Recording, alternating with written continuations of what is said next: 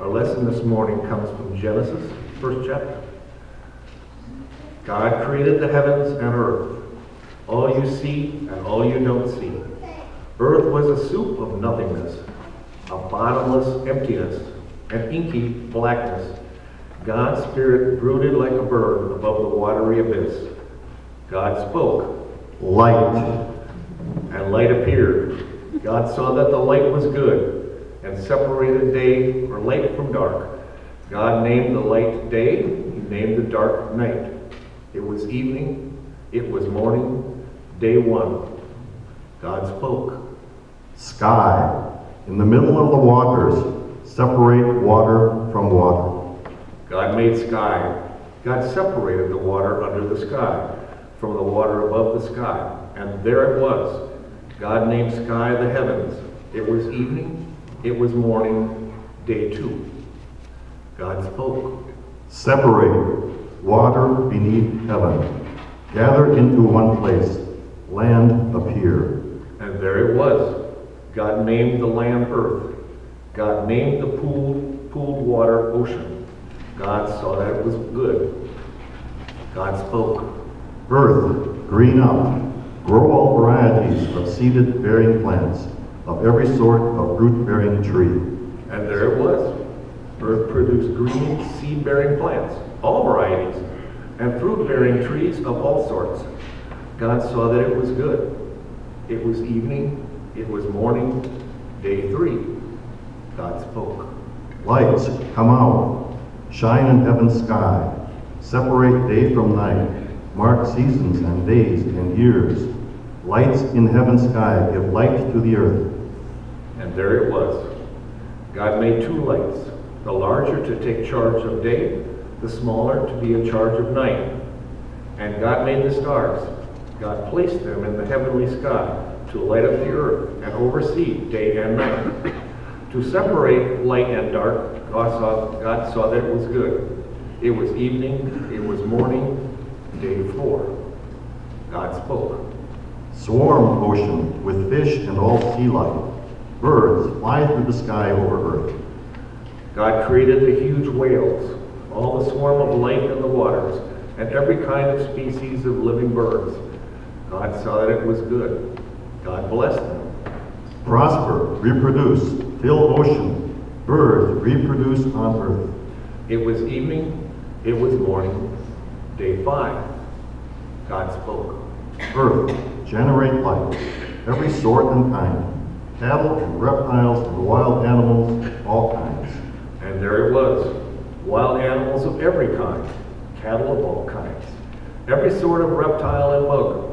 God saw that it was good. God spoke. Let us make human beings in our image, make them reflecting our nature, so they can be responsible for the fish in the sea, the birds in the air, the cattle, and yes, earth itself, and every animal that moves on the face of the earth.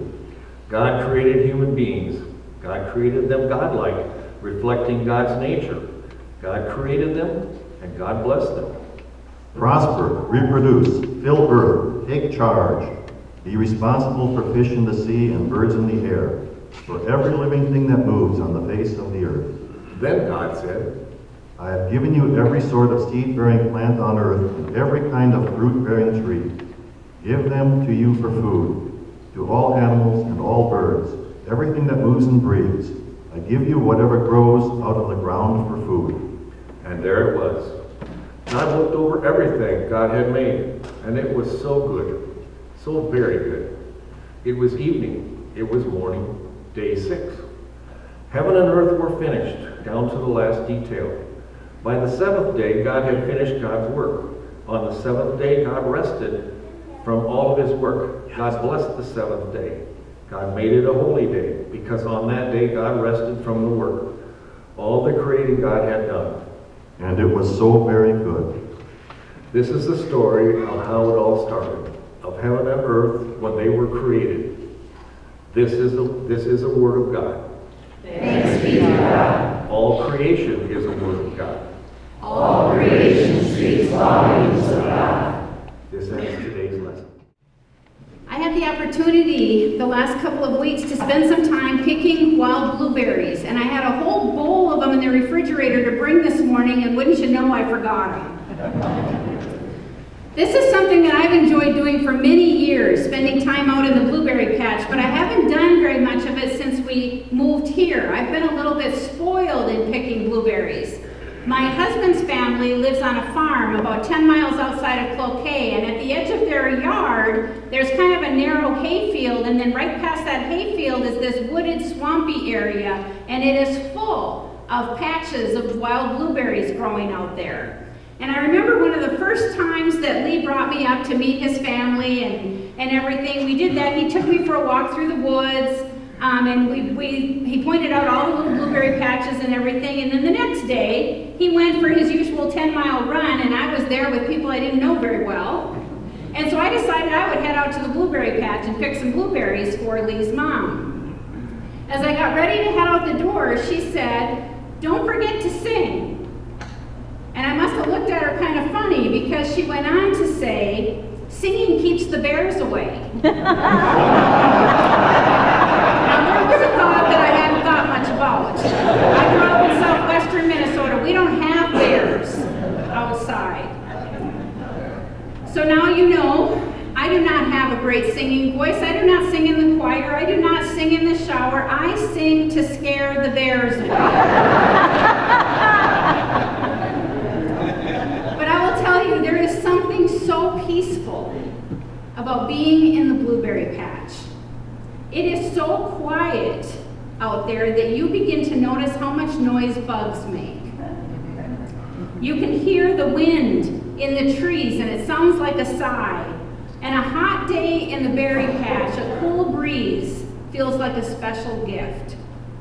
And you can let your mind wander a bit as you gently rub the berries off of the stem and into your hand. You know, you can't do anything else while you're out there. You're just out there to pick berries, so you can let go of all of that to-do list, and you can just kind of let your mind wander and think.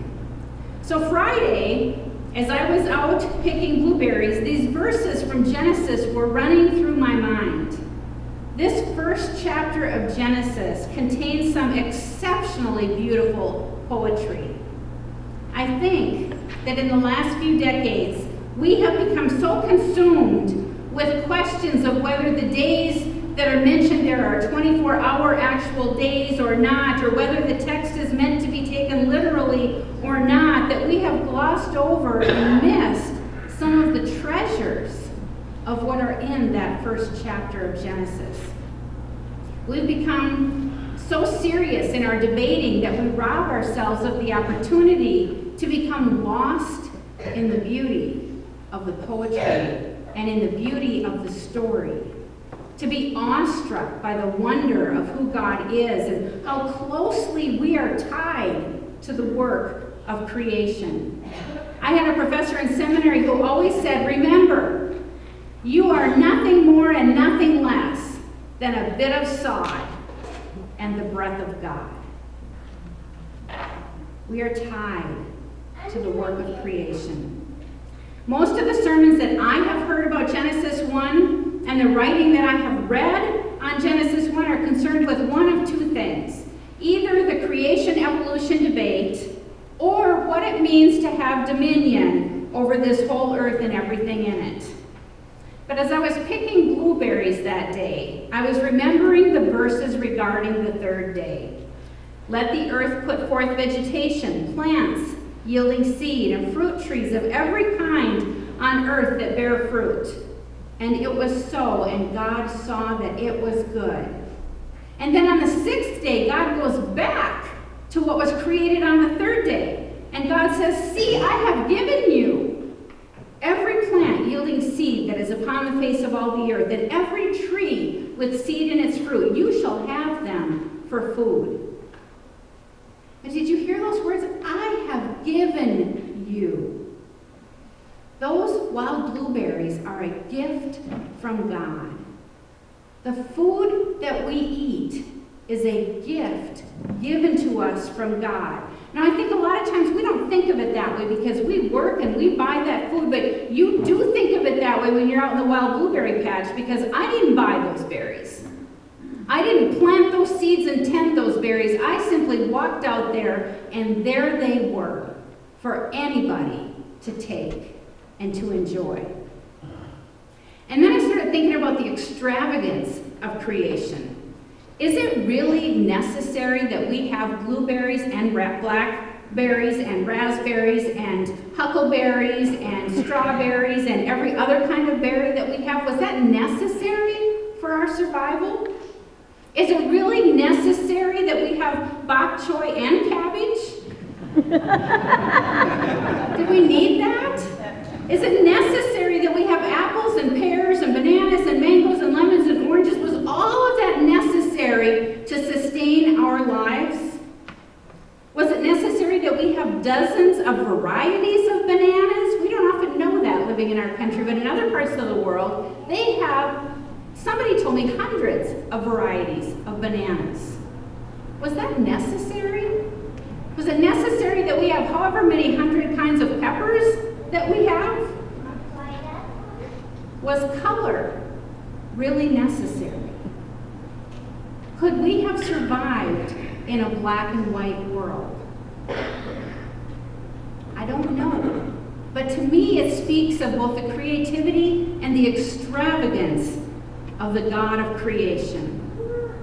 Are all of the colors of the rainbow that we experience almost every day if we keep our eyes open, were they necessary? Or are they a sign of God's extravagant love? God spoke into existence not just the basic absolute necessities that we would need. God spoke into existence this amazing, extravagant abundance that we call creation. And then he gave it to us.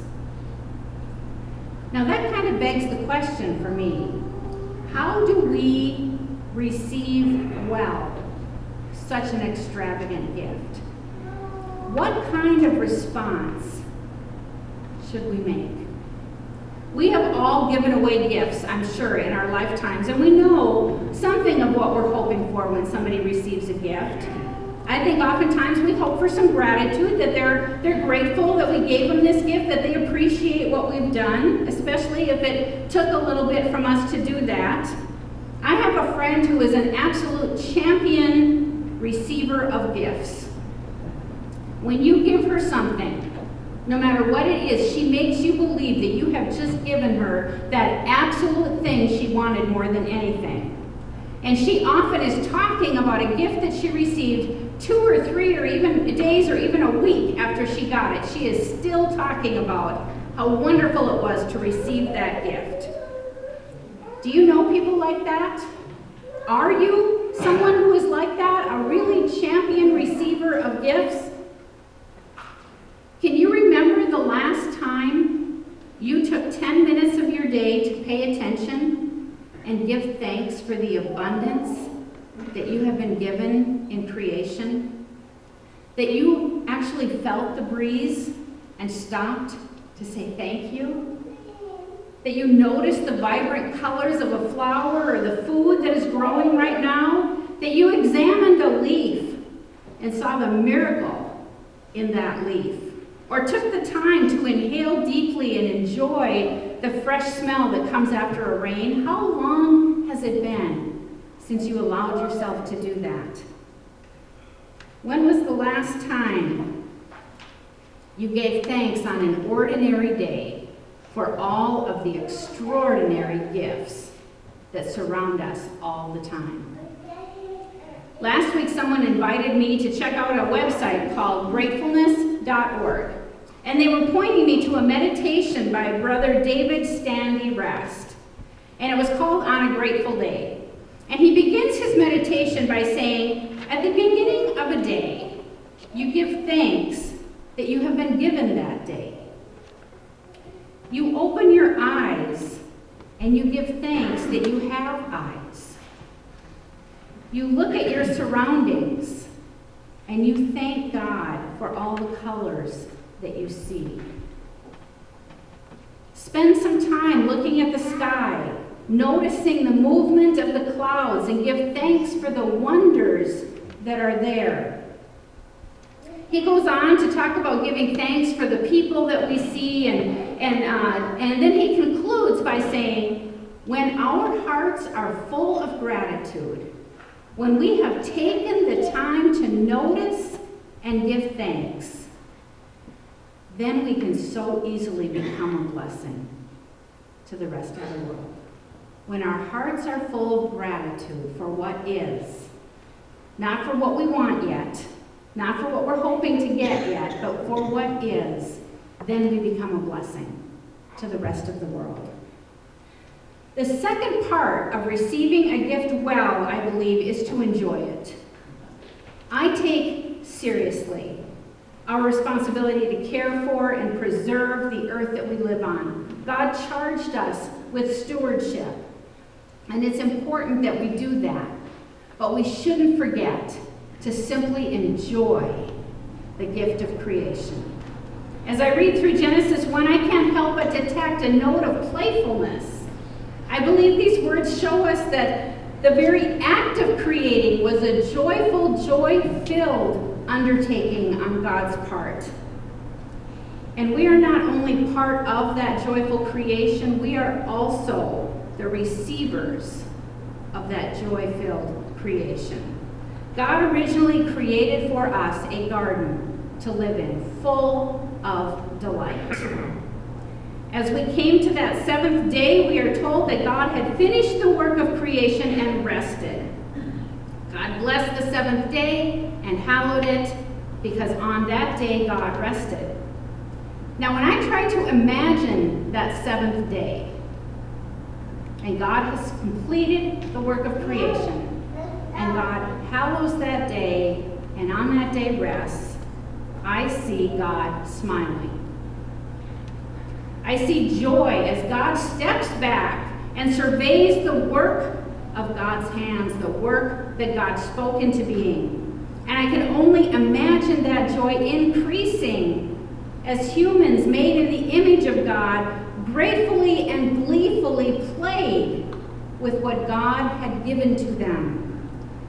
We are a culture, as I said earlier, that is becoming so deadly serious about so many things that I think we have maybe lost some of our ability to just gleefully play. And maybe if we recovered more and more of that, we wouldn't be arguing with each other all the time about everything. One of the most lovable things about kids is their propensity to play. At our service last Wednesday evening, I kind of previewed what we were going to be doing here today, and so everybody got a little cup of Play-Doh when they came into our service on Wednesday, and we had a couple of kids at that service. Every adult, probably like you, kept their Play-Doh in their jar, waiting to find out what in the world they had Play-Doh for. But both of the kids in that service, as soon as they sat down, had their jars open and the Play-Doh out, and were already making things. That's just what they do. Now, I know that I might be preaching to the choir a little bit here, especially for all of you who are living or who are spending time on the lake.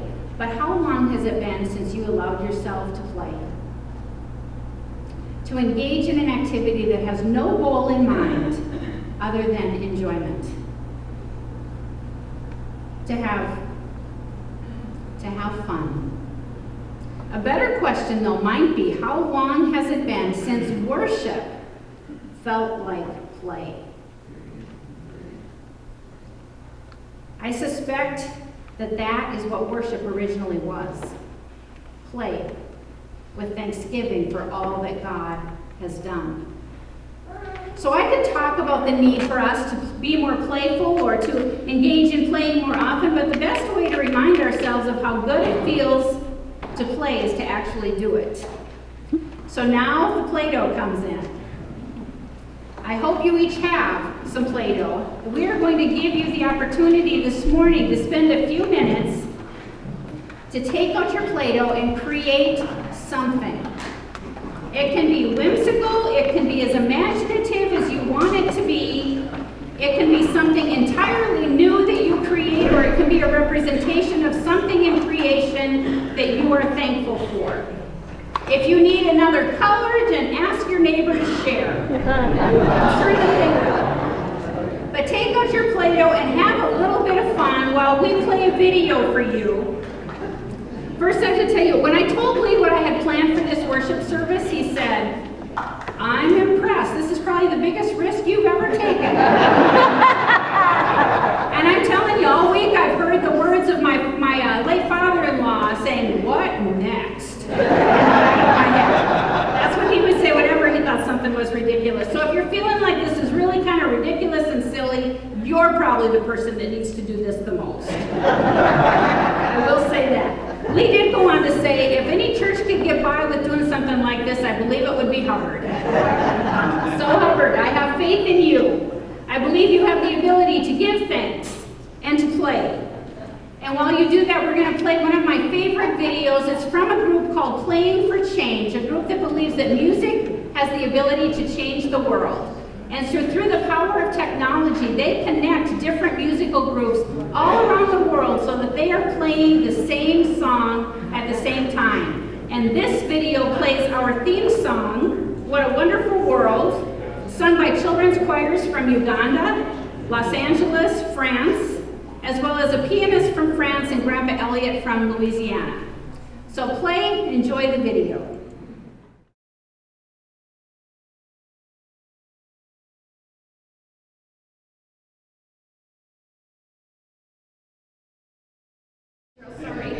I invite us to pray together the Lord's Prayer, but in this series, we're going to do that a little different way. Each of the coming weeks, we're going to explore a version of the prayer that Jesus gave us, as it is understood by peoples from different parts of the world. So this morning, we have this prayer from the Maori and Polynesian people. Would you please pray with me? Eternal God, earth maker, pain bearer, life giver, source of all is and that shall be, Father and Mother of us all, loving God in whom is heaven. The hallowing of your name echo through the universe. The way of your justice be followed by the peoples of the world. Your heavenly will be done by all created beings. Your commonwealth of peace and freedom sustain our hope and come on earth. With the bread we need for today, feed us. In the hurts we absorb from one another, forgive us. In times of temptation and test, strengthen us.